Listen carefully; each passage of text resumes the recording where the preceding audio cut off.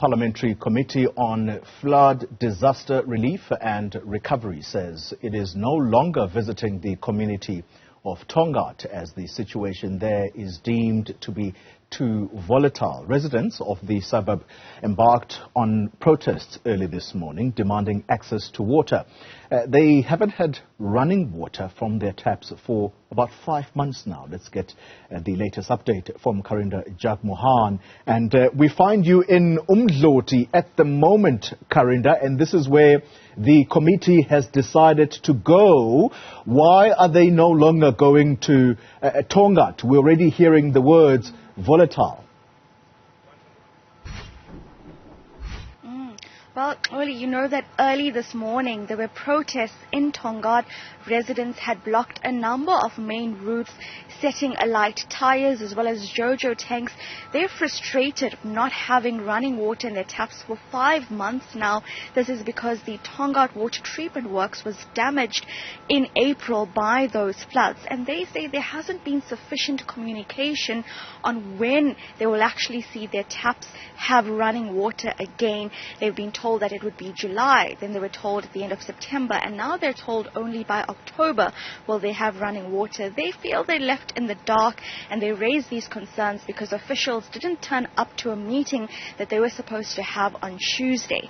Now, over the past 3 days, that ad hoc Parliamentary Committee that is looking at flood recovery has been doing their second leg of oversight visits in KwaZulu-Natal. They were here in May, and their last stop was supposed to be Tongaat, but they chose not to go there because they said the protests were too volatile. However, as we were leaving, the protests had died down, people had dispersed because police had arrived, and we really saw that what residents wanted was to speak to officials. They want to find a way forward of when they're going to get access to this basic service. Now, we came to Umdloti because the Oversight Committee came here as their last stop instead. My colleague Spongiseni Ngubande will show you.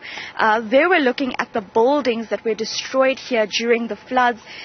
There's still rebuilding efforts underway, but as we spoke to some of the officials here, they said that they were aware of what has happened in Tongaat, and they also expressed their dissatisfaction at the speed in which the recovery process is ongoing, not only with regards to rebuilding infrastructure for water and sewage, which has been damaged over the past few months because of the floods, but also with regards to rehousing people who were displaced. They were earlier at a community shelter in Verulam, where that area is completely overcrowded. We were there much earlier as well.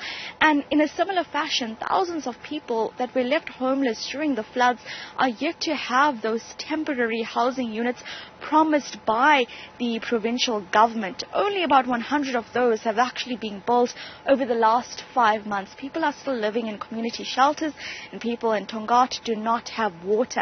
Take a listen to what one resident in Tongaat, Gugu Ngube, had to say about the situation she's facing.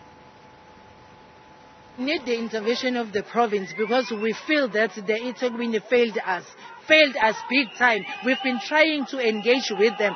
Even that time, they said when they starting to fix the waterworks, they will communicate with the crisis committee. But from that day, no one wants to talk to us. No one wants to say anything to us. It's like we are nobody.